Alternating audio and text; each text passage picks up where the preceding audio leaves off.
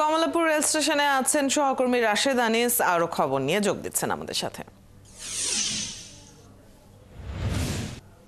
রাশেদ, আজ কেমন পরিস্থিতি দেখছেন কমলাপুরে? কয়টি ট্রেন চলাচল করছে কমলাপুর থেকে?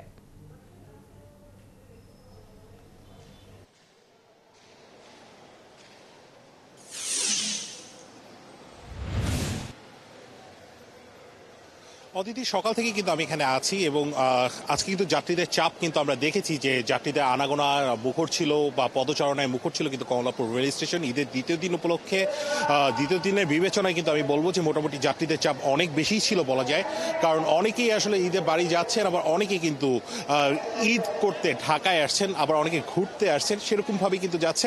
আজ কিন্তু সব ট্রেন চলছে না। আজকের যদি ট্রেনের শিডিউলটা নিয়ে যদি আমি একটু বলি, তাহলে পশ্চিমাঞ্চলে 3টি ট্রেন চলছে, পদ্মা, একতা এবং পঞ্চগড়, এবং হলো যদি আমি পূর্বাঞ্চলের কথা বলি, পূর্বাঞ্চলেও আসলে সব ধরনের ট্রেনগুলো চলছে না। সেখানে কিন্তু 80% ট্রেন চলছে এবং আগামীকাল থেকে 70টি ট্রেন ছেড়ে যাবে এবং আসবে কমলাপুর রেল স্টেশনে। সব ধরনের ট্রেনই চলবে, সেখানের মধ্যে mail express, Eid special, commuter, সব ধরনের ট্রেনগুলি কিন্তু আসলে থাকবে। আমি যদি বলি যে আমি এতক্ষণ আসলে সকাল থেকে ট্রেন যেখানে থামছিল সেখানে ছিলাম, এখন কিন্তু আমি আছি কমলাপুরে যে প্রবেশ মুখ রয়েছে সেখানে। আমরা কিন্তু দেখছি যে টিকিটের জন্য মানুষজন ভিড় করছেন, অনেকে কিন্তু আসছেন। যদিও সকালে থেকে এখন চাপটি কম, কিন্তু আমাদের কাছে কিন্তু বেশ কিছু অভিযোগও এসেছে। মানুষ যদিও বলছে যে নিরাপদে তারা যাচ্ছে এবং ভোগান্তি এড়াতে কিন্তু তারা ঈদের দিনের পরের দিনকে আসলে বেছে নেয়।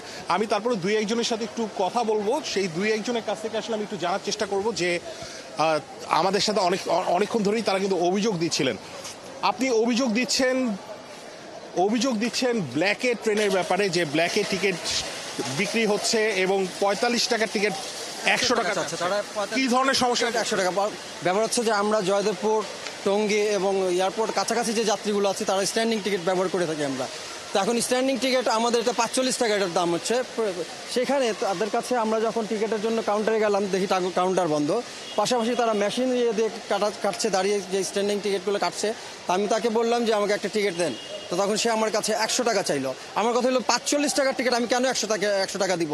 তারা কি আমাদের এই সময়টাকে তারা আমাদের একটা বিকল্প সার্ভিস দিতে পারতেন না? তারা তো একটা কাউন্টার। শুধু আপনি না, আমরা আসলে আরো দুই একটি অভিযোগ আসলে এরকম পেয়েছি যে টিকিট কাউন্টার বন্ধ রেখে 45 টাকার টিকিট 100 টাকা, অর্থাৎ অর্ধেক, দ্বিগুণেরও বেশি অদিতি সেরকম ভাবে কিন্তু রাখছে। কিন্তু যাত্রীদের চাপ কিন্তু মোটামুটি ভালোই রয়েছে, আমরা সকাল থেকে দেখেছি। অদিতি, ধন্যবাদ রাশেদ। আমরা সার্বিক পরিস্থিতি সম্পর্কে একটা ধারণা পেলাম আপনার মাধ্যমে।